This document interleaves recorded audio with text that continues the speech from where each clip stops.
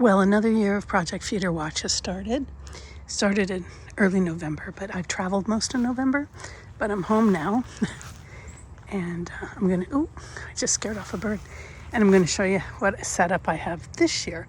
And this is all for watching out the window there, where you can see Minnie still in the window. Bella just jumped out.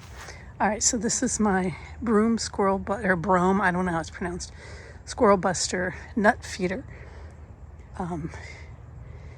Actually, I think it was called a peanut feeder then, and maybe the new ones are nut feeders or vice versa.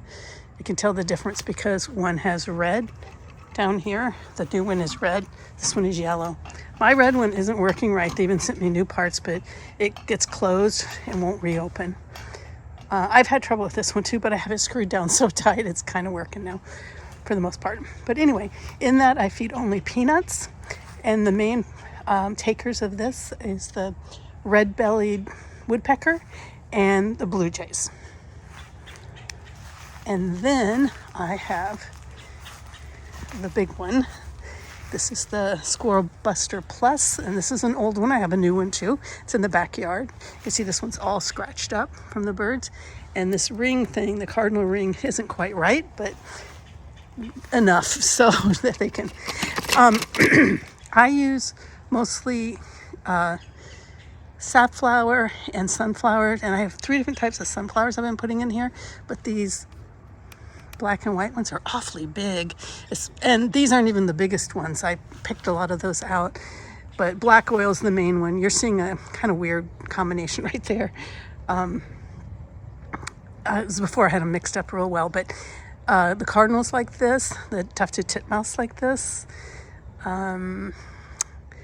not so much the blue jays, but they have been to it, but they would prefer the peanut feeder over this one.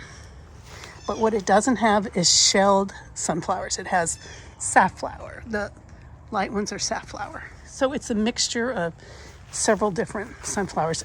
The thing I mix it in now, I actually have 3 different types in there. All right, so this one, this one looks like heck because it's the squirrels, and they have their feet in there. They've just taken off all the paint.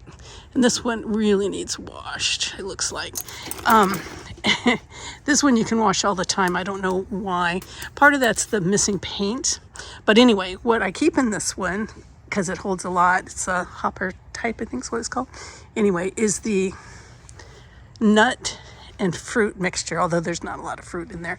But this is the one that is supposed to be squirrel proof, you know, but it isn't, because they get on here, they climb on here, and they hang on by their nails and stuff and just droop over and get these, and somehow they undo these. But it is there really for the squirrels mostly, but the blue jays will eat from that too. As I've seen a northern mockingbird. That is the only feeder of mine that I've seen a northern mockingbird come to since I quit using a tray feeder. I had to quit using the tray feeder because the squirrels kept dumping it, which made all the ducks start living in our yard and rats coming at night. So that was a marital compromise, is to take away the tray feeder, which kind of hurt because I do like my northern mockingbirds, but they will come to this a little bit. It's just not their cup of tea, but I see them anyway because for some reason they hang out in the street. And then the last one I have in the front yard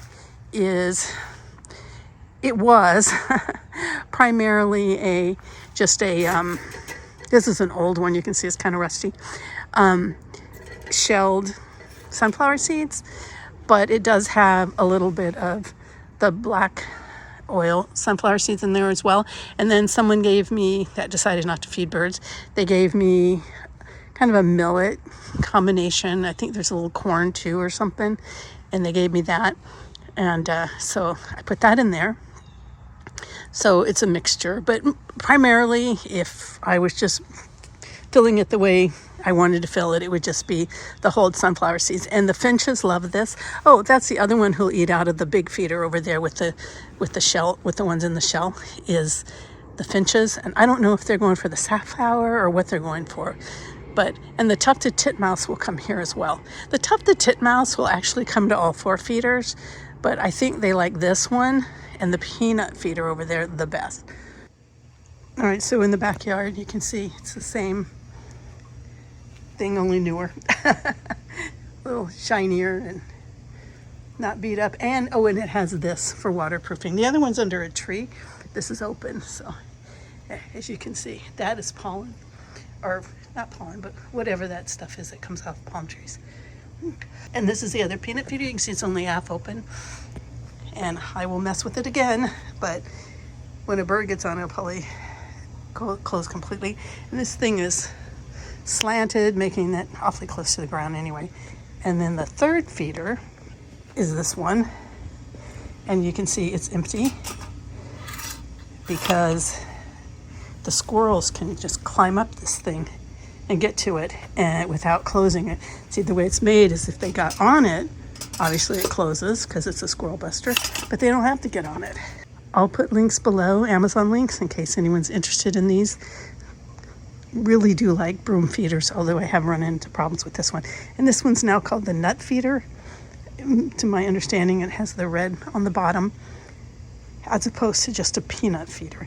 And the little mesh thing that's there that's holding the seeds in, or the nuts in, they give you 2 of them when you purchase the feeder. A smaller width, a smaller hole, and a bigger hole. And that's the larger one, I think. And this does come with the cardinal ring, but it doesn't come with this. That you buy extra. All right, that's it. Again, bye-bye. Bells always has to check out the pool.